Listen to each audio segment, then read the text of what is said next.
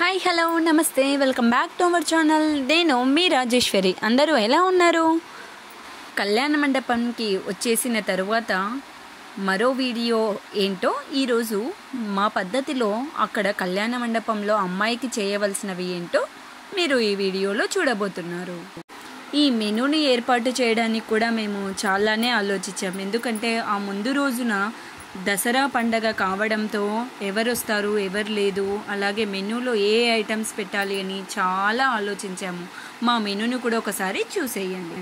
Double ka meetha, కరివేపాకు rice, ఆలు fry, అన్నం, సాంబార్ విత్ చట్నీ.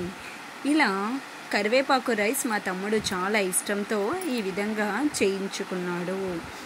కాస్త డిఫరెంట్గా ఉండాలి అని ఈ విధంగా ఐటమ్ని మనము చేర్చామన్నమాట. ముందుగా అందరం భోంచేసామండోయ్. అందరూ చక్కగా భోంచేసిన తర్వాత ఇక వీడియోగ్రాఫర్ అమ్మాయిని కొన్ని ఫొటోస్ తీసుకుంటామంటూ ఈ విధంగా వీడియో ఫొటోస్ అంటూ తీశారు. అమ్మాయికి ఇప్పుడు మేము సారెలాగా అందించడం జరుగుతుంది. దీన్ని పెద్ద తాంబూలం అని కూడా అంటారు. ఇది ముహూర్తం రోజున రాత్రి ఈ విధంగా వేడుకను చేస్తారు. ఇలా 5 మంది కానీ 9 మంది కానీ ముత్తైదువులు ఇలా అమ్మాయికి ఇవ్వవలసినవన్నీ తీసుకొని సారెగా పట్టుకొని వచ్చి అమ్మాయి ముందు పెడతారు.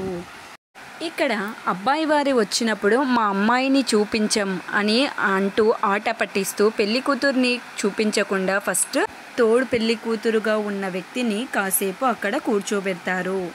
నిజానికి ఇక్కడ చిన్న పిల్లలను వరుస అయిన వాళ్ళను కూర్చోబెట్టవచ్చు. కాకపోతే అక్కడ కాస్త ఆలస్యం కావడంతో అందరూ పడుకున్నారు కాబట్టి ఇలా ఈ విధంగా తమ్ముణ్ణి పెళ్లి కూతురి యొక్క తమ్ముణ్ణి ఈ విధంగా కూర్చోబెట్టి ఆట పట్టించడం జరుగుతుంది. ముందుగా అమ్మాయికి మొహం కడిగించి తాంబూలం అందించి లేపిన తర్వాత పెళ్లి కూతురు రావడం అనేది సాంప్రదాయం. ఈ విధంగా మేము తీసుకొచ్చిన అన్ని వాటికి కూడా వీడియోగ్రాఫర్ ఒక లుక్ వేశారన్నమాట. ఈ విధంగా పూలు, పసుపు కొమ్ములు, పప్పర్మెంట్లు, ఒక్కలు వాళ్ళు తర్వాత మార్చుకునేందుకు ఈ విధంగా పూలదండలు, కొబ్బరి గిన్నెలు, అలాగే ఇక్కడ జాకెట్ పీసులు ఇవన్నీ అమ్మాయి చేత ఇప్పుడు పట్టిస్తారన్నమాట. ఇక్కడ పెత్తాంబూలం అని మేము చెప్పి ఒక చీరను అమ్మాయి చేతికి అందించడం జరుగుతుంది. అదే ఈ పట్టు చీర అన్నమాట. ఇప్పుడు అమ్మాయి చేతికి ఈ చీరను అందించిన తర్వాత అమ్మాయి చీర కట్టుకొని వచ్చిన తరువాత అమ్మాయికి తోడి పెళ్లి కూతురికి కలిపి ఒడినించడం అనేది జరుగుతుందన్నమాట. ఇదే తాంబూలాల ఫంక్షన్ అని కూడా అంటారు.